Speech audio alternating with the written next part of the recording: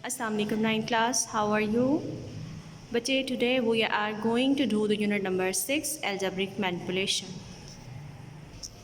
See the unit outlines. First of all, HCF and LCM. What is LCM and HCM? Finding LCM and HCM methods, relation between LCM and HCF.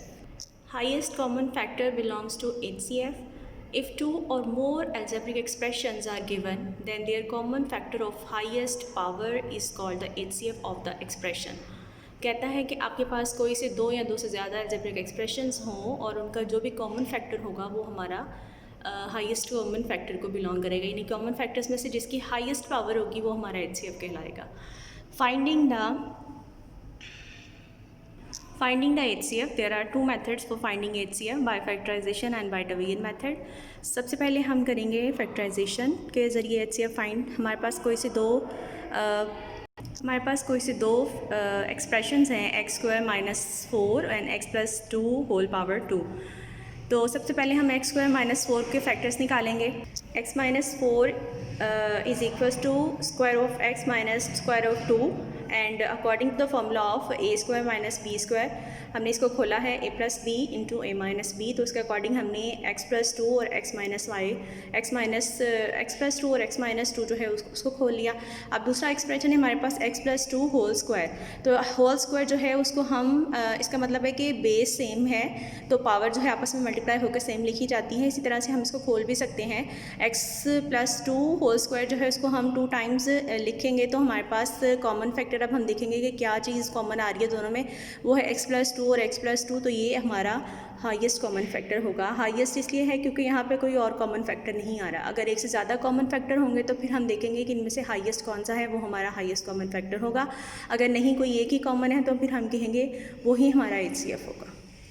HCF by Taveyan method. हमारे पास कोई से दो expression है P(x) and Q(x). हमने क्या किया, Q(x) को बाहर और P(x) को अंदर रखा, जिसमें 4 डिजिट्स हैं और इसमें 3 डिजिट्स हैं. हमने 1 से मल्टीप्लाई करवाया. हमारे पास सेम टू सेम टर्म्स आ गई. हम जानते हैं कि Taveyan मेथड में जो भी टर्म मल्टीप्लाई होकर लिखी जाती है उसके साइन चेंज होते हैं. यहाँ पे भी हमने अलजेब्रिक एक्सप्रेशंस के साइन चेंज किए. हमारे पास आ गया -7x² + 21x - 14. यहाँ पे हमने देखा कि हमारे पास रिमाइंडर जो बचा है उसको हमने फैक्टराइज किया. वहाँ से हमने 7 कॉमन लेकर जो एक्सप्रेशन आया हमारे पास x² + 3x - 2, तो हमने इसको 0 के इक्वल किया. 7 हमारा कैंसिल हो गया. ये हमारे पास फैक्टर आ गया x² + 3x - 2. इसको हमने अब डिवाइड किया जिसके साथ पहले हम डिवाइड कर रहे थे. देखिए बेटा, जैसे हम लॉन्ग डिवीजन मेथड पहले HCF का पहली क्लासेस में पढ़ के आए, ये बिल्कुल वैसे का वैसा ही है. पहले देखिए हमारे पास यहाँ पे ये टर्म जो थी बाहर थी और ये इसके साथ डिवाइड हो रहा था. अब हमने क्या करना है, ये सॉल्व हो गया इसके साथ. अब हमने इसको डिवाइड करना है जो इसका रिमाइंडर आया है उसके साथ. देखें इस नेक्स्ट क्वेश्चन में इसी का पार्ट है ये. हमने x³ - 7x + 6 था. x² की टर्म नहीं थी, वहाँ पे हमने खुद से +0 x² लगा दिया. 0 का मतलब है यहाँ पे कोई भी वैल्यू नहीं है, हमने खुद से लिखी है. उसको हमने जो हमारे पास रिमाइंडर आया था उससे डिवाइड किया, x के साथ मल्टीप्लाई करवाया. हमारे पास x³ - 3x² + 2x आ गया.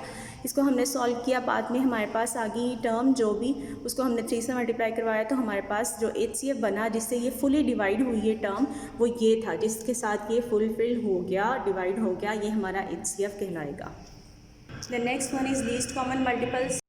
The LCM is the product of common factors together with non-common factors of the given expressions. जब LCM का मतलब है आपने कॉमन और नॉन कॉमन दोनों फैक्टर्स को मल्टीप्लाई करवाना है. ठीक है बेटा, इसको हमने फैक्टराइजेशन इसकी कैसे की.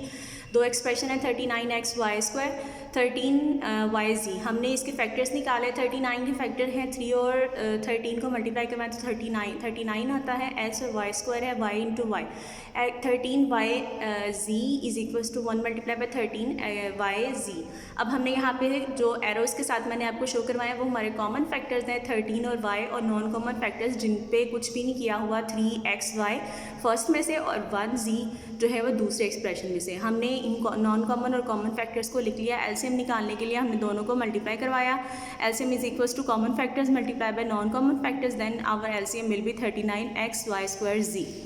अब हम पढ़ेंगे relation between HCF and LCM। इन दोनों का रिलेशन ये है बेटा, LCM और HCF को मल्टीप्लाई करवाएं is equals to P of X and Q of X. P of X and Q of X are the any two polynomials, दोनों का प्रोडक्ट इक्वल है, दोनों LCM और HCF के। अगर वो कहता है कि हमारे पास P of X P of X, Q of x और कोई भी HCF और LCM में से कोई एक चीज़ फाइंड है, तो फिर हमने दूसरी को कैसे फाइंड करना है, तो वो हम लोग इस तरह से निकालेंगे। LCM is equals to P of X, Q of X over HCF। और अगर हमने HCF फाइंड करना है तो हम क्या करेंगे, P of x multiply by Q of X over LCM। अब नेक्स्ट कंडीशन जो आ जाती है वो ये है, वो कहता है कि अगर LCM और HCF और कोई भी one of P of x और Q ऑफ एक्स, यानी दोनों में से कोई एक चीज़ गिवन है, दूसरी हमने फाइंड करनी है, तो क्या करेंगे, अगर P ऑफ एक्स हमने फाइंड करना है तो फिर हम करेंगे LCM multiply by HCF over Q of x, और अगर हमने Q ऑफ एक्स फाइंड करना है तो फिर आएगा LCM multiply by HCF over P of x.